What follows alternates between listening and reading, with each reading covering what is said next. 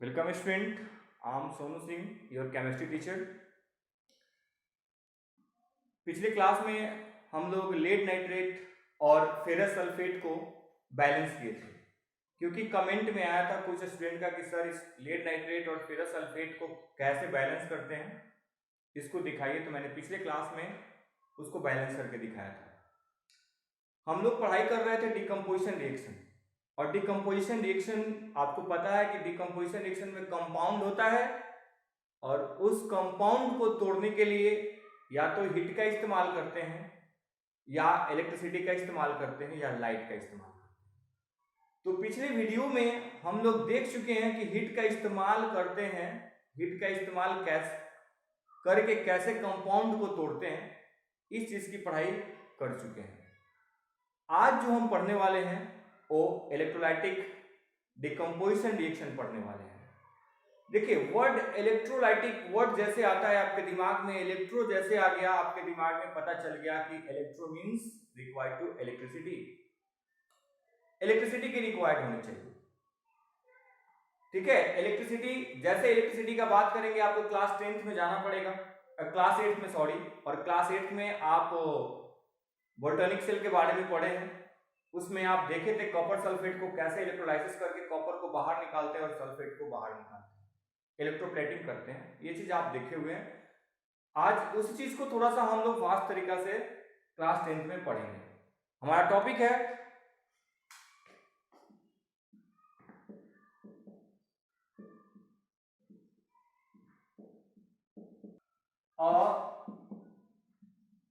Chemical reaction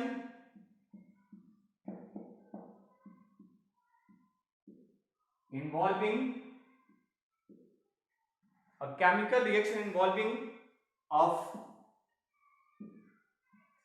current, involving of current, a chemical reaction involving of current to broken a compound is called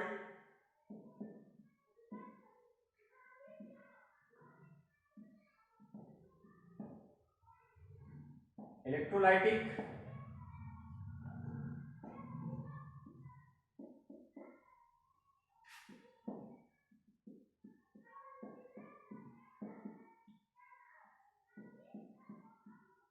देखिए, electrolytic decomposition reaction, a chemical reaction involving of current to broken a compound is called electrolytic decomposition reaction. Mainly current और electricity की बात करेंगे, mainly current और electricity की बात करेंगे। जैसे एग्जांपल देंगे हम, एग्जांपल लिए वाटर को, एग्जांपल किसका लिए? वाटर का एग्जांपल लिए, H2O। ठीक है, H2O एग्जांपल लिए और इस पर इस्तेमाल किए क्या? Electric current. जब इलेक्ट्रिक करंट का इस्तेमाल करेंगे तो टूटेगा किस में? H2 में टूटेगा। H2 किस में जाएगा? गैस में। और किस में टूटेगा? O2। किस में टूटेगा? O2 किस में जाएगा? किस फेज में जाएगा? गैस के फेज में जाएगा। और फिर अब बात आ गई कि ये क्या है? बैलेंस है, ये रिएक्शन बैलेंस है? नहीं बैलेंस है। क्यों बैलेंस नहीं है? क्योंकि यहाँ सिंगल O है और इधर क्या है? डबल। तो यहां पे हम क्या करेंगे? 2 लगा देंगे, इधर भी 2 लगा दिए और इधर क्या हो गया? बैलेंस हो गया, हो गया बैलेंस्ड। तो इस तरीका का सेकंड एग्जांपल देखेंगे एक और, NaCl। NaCl का एग्जांपल देखेंगे। NaCl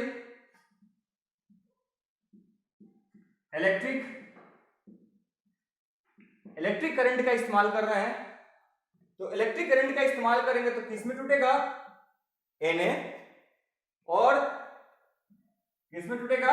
Cl। किस में जाएगा? Na में जाएगा और दूसरा किस में जाएगा? Cl में जाएगा। ठीक है, NaCl चला गया, एक इसमें गया Na आया और दूसरा क्या गया Cl गया। अब देखिए इसमें समझने वाली बात क्या होती है, जब भी हम लोग इलेक्ट्रोलाइटिक का बात करते हैं तो इलेक्ट्रोलाइटिक में अब ये जैसे कि H2 को तोड़ना है तो इसके लिए हम कुछ कंपाउंड का इस्तेमाल करते हैं। जैसे यहां पे कंपाउंड क्या होगा, तोड़ना होगा तो तोड़ने के लिए H2SO4 वाटर को अगर हमको इलेक्ट्रोलाइसिस करना है और इलेक्ट्रोलाइसिस करने के लिए हाइड्रोजन और ऑक्सीजन को बाहर निकालना है तो इसके साथ हम थोड़ा सा क्या करते हैं, H2SO4 का कंपाउंड उसमें क्या करते हैं, मिक्स कर देते हैं। तब जाकर क्या होता है, हाइड्रोजन और ऑक्सीजन में क्या होते हैं, ये टूटते हैं। देखिए बाबू, जब भी इलेक्ट्रोलाइटिक करना होता है तो उसके लिए कुछ प्रोसेस होते हैं। प्रोसेस में क्या होता है कि जैसे हम लोग पहले एक बीकर ले लेते हैं, उसमें दो प्लेट लगाते हैं, दो रड लगाते हैं, एक एनोड और दूसरा कैथोड लगाते हैं। ठीक है, एनोड और कैथोड लिए और जो दोनों जो होता है एनोड और कैथोड, उसको ज्वाइन करते हैं बैटरी से। जैसे हम एक डायग्राम बनाएंगे, देखिएगा यहाँ पे, सपोज दैट आप पहले इसको उतारिए, उसके बाद हम इसको पहले आप उतारिए, उसके बाद हम डायग्राम से समझाने का कोशिश करते हैं। हाँ देखिए बुआ, अब हम बात करते हैं, क्या बात कर रहे हैं हम लोग वाटर के ऊपर। ठीक है, जैसे अभी मैंने एक रिएक्शन लिखा था, क्या H2O, क्या लिखा था, H2O लिखा था, और इसके ऊपर क्या लगाए थे,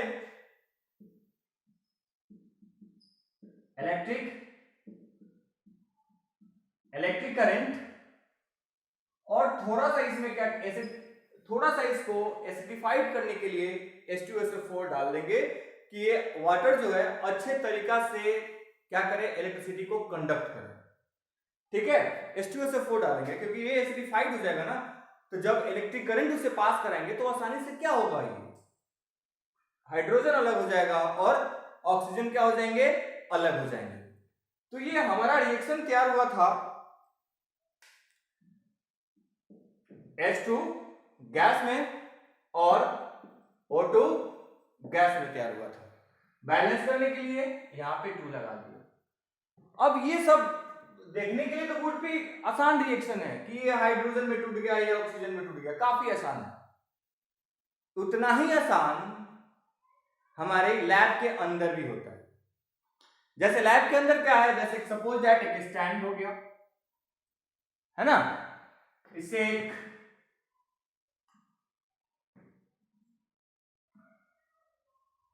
ये बीकर ले लिए, सपोज दैट इसे अटैच है, ये इसमें इसके अंदर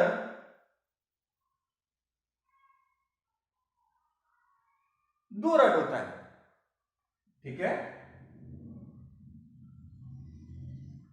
दो रड हो गया,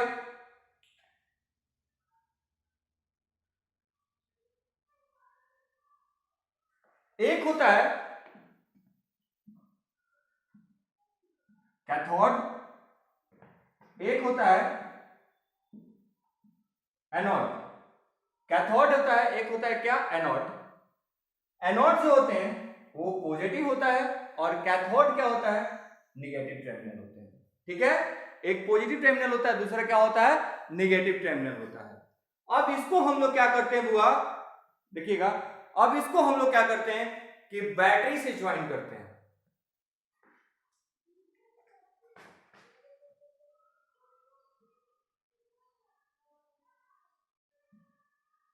ठीक है,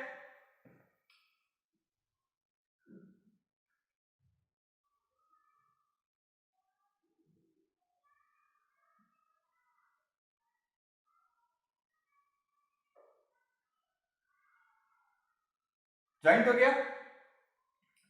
ठीक, इसमें क्या है,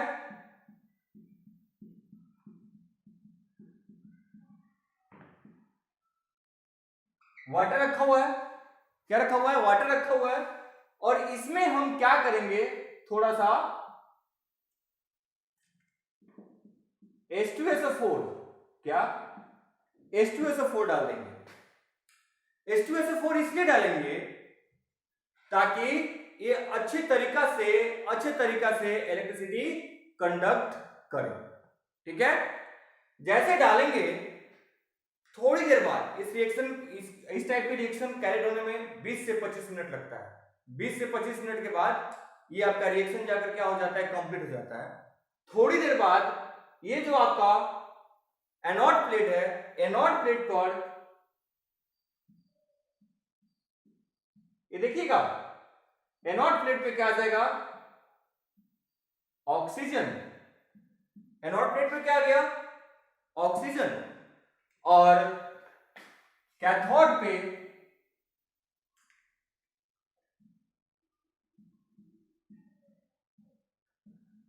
आ जाएगा कौन, हाइड्रोजन। ठीक है, एनोड पे आ गया ऑक्सीजन और कैथोड पे आ गया हाइड्रोजन। इसके साथ हम लोग एक और एक्सपेरिमेंट कर सकते हैं। अब ये कैसा एक्सपेरिमेंट करेंगे, यहां देखिएगा, ये दोनों गैस के रूप में है। ये भी हाइड्रोजन भी किस में है, गैस में है। ऑक्सीजन भी किस में है, गैस में है। तो आप क्लास 8 में पढ़े हैं कि hydrogen is a good fuel.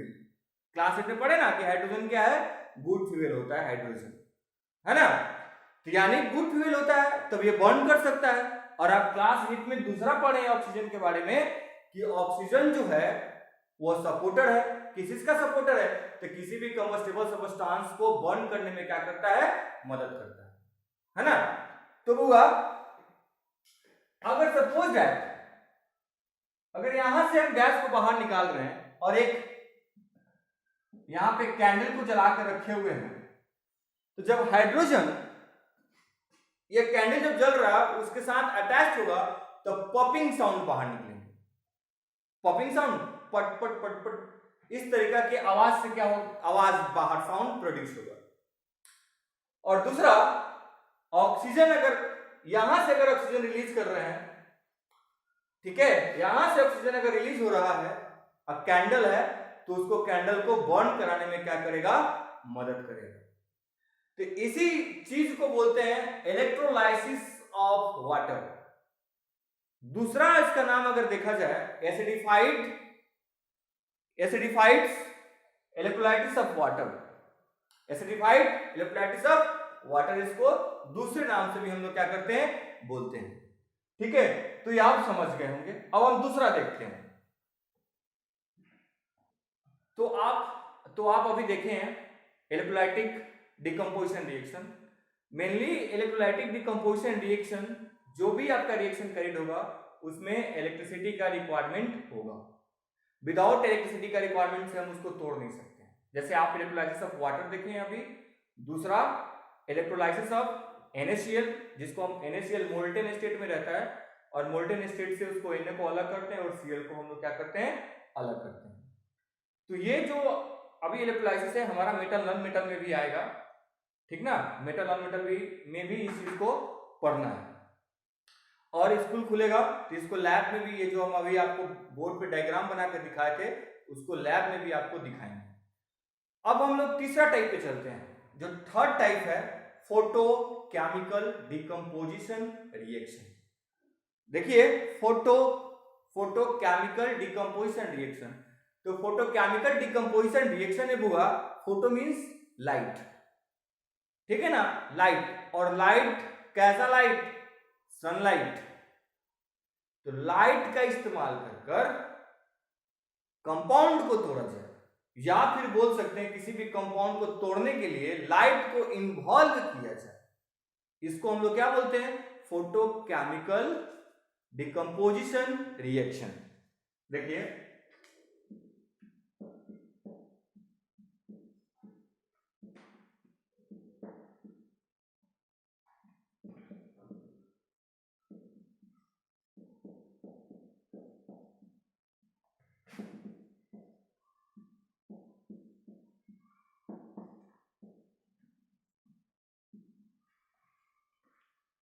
देखिए, फोटोकेमिकल डिकम्पोजिशन रिएक्शन बोले ना, a chemical reaction involving decomposition of light.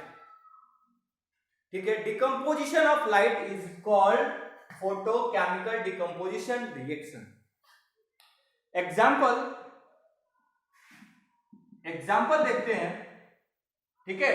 Example देखिएगा, जैसे AgCl silver chloride treated in sunlight. जब इसको हम लोग सनलाइट में करेंगे तो क्या होगा, Ag प्लस Cl2, बैलेंस नहीं है, यहां 2 लगा दिए, यहां 2 लगा दिए, ठीक।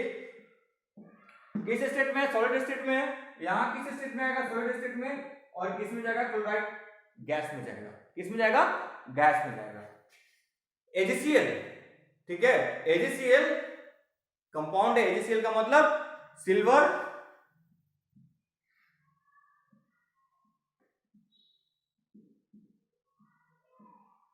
क्लोराइड, यहां क्या आया, सिल्वर। और यहां एक नोट करने की बात क्या है कि सिल्वर का कलर कैसा होगा, ग्रे कलर का होगा।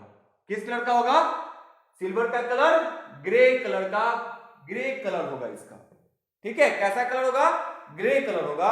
और सिल्वर क्लोराइड की कलर कैसी होगी, व्हाइट। कैसी होगी, व्हाइट होगी, ठीक है। क्या देखें आप, AgCl सिल्वर क्लोराइड कैसी है, व्हाइट है। सनलाइट में रखे उसको कुछ थोड़ी देर के लिए छोड़ेंगे, किस में कन्वर्ट होगा, सिल्वर जो ग्रे कलर में आएगा, और क्लोरीन किस में जाएगा, गैस में जाएगा। उसी तरीका से एक और एग्जांपल लेंगे हम लोग, दूसरा एग्जांपल AgBr